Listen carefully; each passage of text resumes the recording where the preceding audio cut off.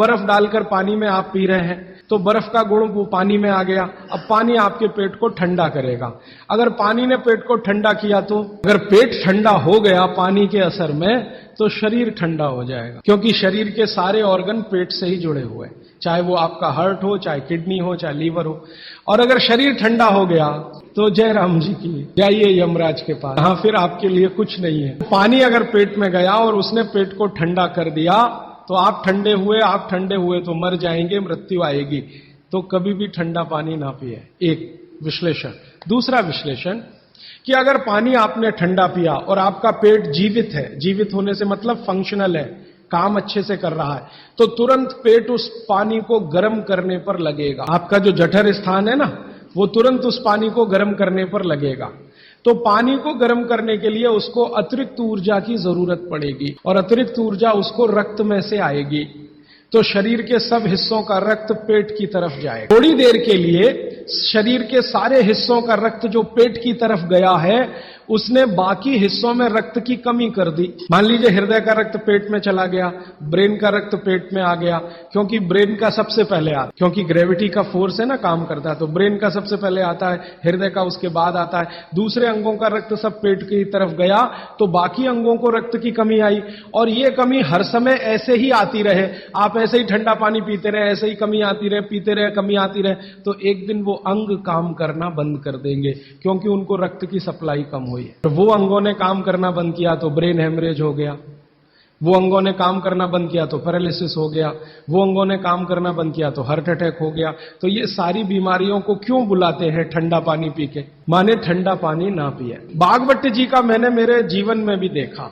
दुनिया में कुछ ऐसे लोग हैं जो एकदम चिल्ड वाटर पीते हैं। अमेरिका में, यूरोप में ज्यादा लोग चिल्ड वाटर पीते हैं, पानी को फ्रिज में रखते हैं और वो रखा रहता है 4-5 दिन, खूब ठंडा हो जाता है, फिर ऊपर से बर्फ डालते हैं, फिर पीते हैं। परिणाम क्या देखा है मैंने उन लोगों को देखा जो चिल्ड वाटर पीते हैं, वो सवेरे सवेरे अगर संडास घर में गए टॉयलेट में तो 1-1 घंटे बाहर नहीं निकलते, कभी कभी तो 2-2 घंटे नहीं निकलते, बैठे ही रहते अंदर। उनको पूछो भाई क्या कर रहे थे 2 घंटे टॉयलेट रूम में?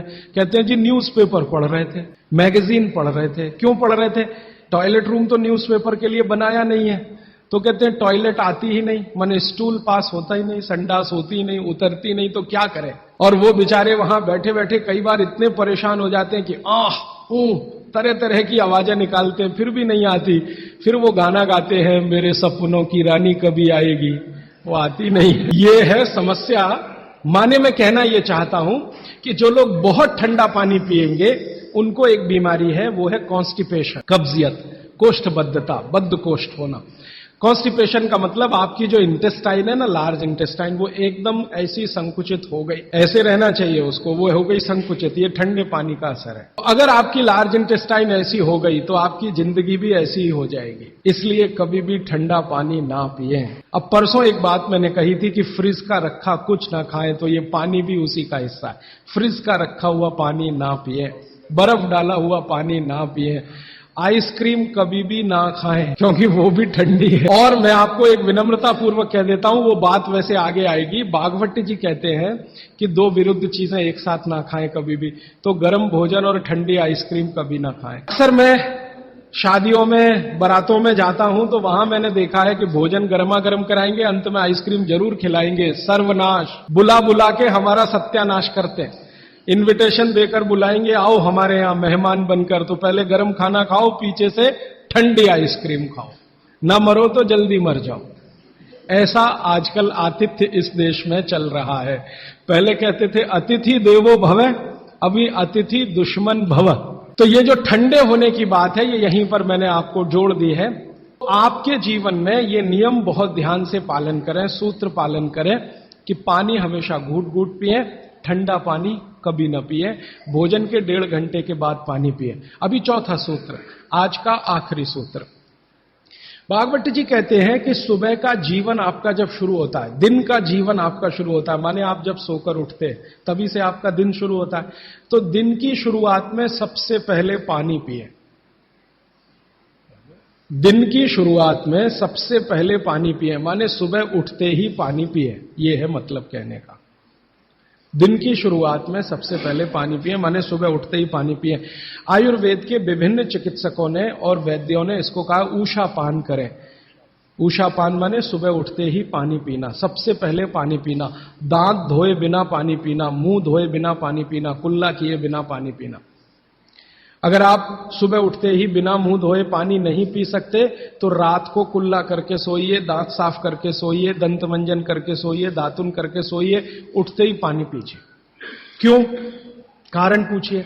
कारण उसका यह है कि रात भर जब आप सो रहे थे तो शरीर की सारी क्रियाएं तो शिथिल हो जाती हैं, लेकिन ये लार बनने की क्रिया ज्यादा शिथिल नहीं होती, ये चालू रहती है।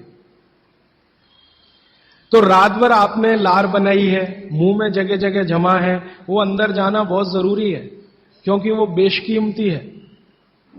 भागवत जी कहते हैं कि ब्रह्म मुहूर्त की जो लार होती है वो बाकी 24 घंटों में सबसे ज्यादा कीमती है। तो सुबह सुबह जो लार बन रही है ये अंदर जानी ही चाहिए, इसलिए बिना कुल्ला किए पानी पीने का नियम है। इसी को ऊषापान कहा जाता है। तो सुबह उठते ही पानी पिएं। कितना पिएं जी? तो उन्होंने 1 से 1.25 लीटर का कैलकुलेशन दिया वयस्कों के लिए। वयस्क माने 18 से 60 साल, 1 से 1.25 लीटर। और 18 से नीचे वाले जो लोग हैं उनके लिए 1.25 लीटर माने 750 ग्राम, और 60 के ऊपर वालों के लिए भी 750 ग्राम, 750 ग्राम। 750 ग्राम माने कम से कम 2 गिलास बुजुर्गों के लिए, 2 गिलास बच्चों के लिए, और 3 गिलास आपके उम्र के लोगों के लिए। कम से कम इतना पानी पिए। पीने का तरीका मैंने बता दिया, वो घूट घूट सिप सिप करके ही पीना है, मुंह में घुमा घुमा के पानी पीना है।